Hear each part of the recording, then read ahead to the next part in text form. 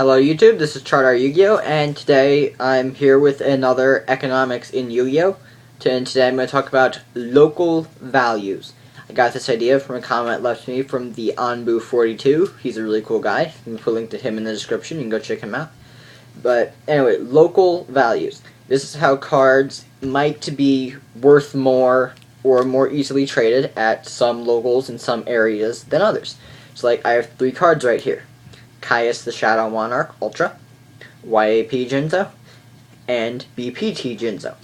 Now, every one of these 3 cards is very frequently traded at my locals for $10 to around $12.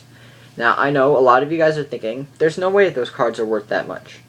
But the thing is, you don't really determine the demand, what the card is worth, supply and demand does. There's a very, very low supply of these cards at my locals, and there's a very, very high demand for them. Why is there high for the demand for them? I don't know. There just is. But you can take advantage of that to maybe get a little bit more for your trades. Now, if you think that this makes you seem like a jerk, don't do it, unless you're fine with being a jerk. Now, me, I don't see a problem with it, because all I'm trying to do is get the most I can out of my trades. There's really nothing wrong with that. Now, if I can trade for these for about maybe, say, 8 online, then trade them at my locals for 12, I'm getting an additional $4 card value for my binder. I can use this to improve my binder or get my deck improved.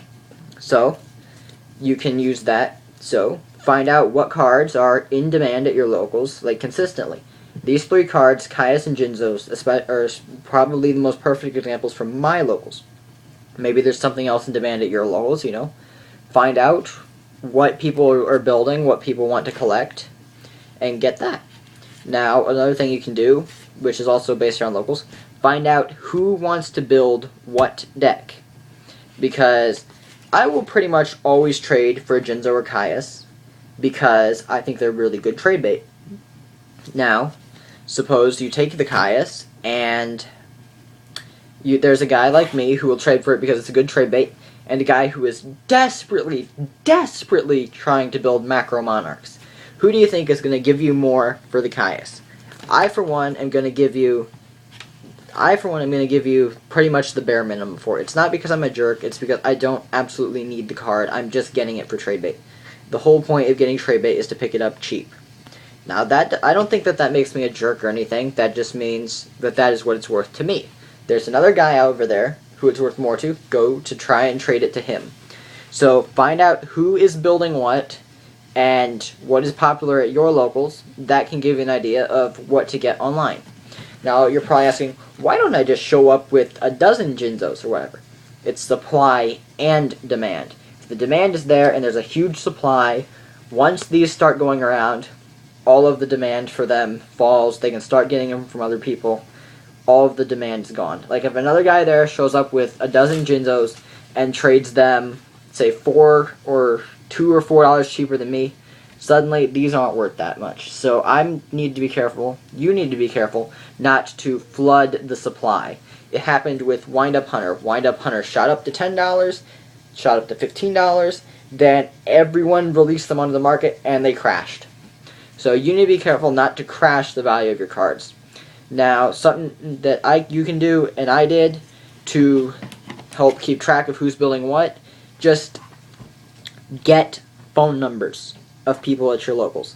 Now, I had no problem with this. Maybe you're not comfortable with it, but just get phone numbers of people. So if there's ever a card that you want, or you can say, hey, you can text someone and say, hey, I pulled this, do you want it? Or, hey, do you have any of these? That will give you a jump on everyone at your locals. Like, if they look through your binder at locals, like, oh no, I already promised this guy I traded him.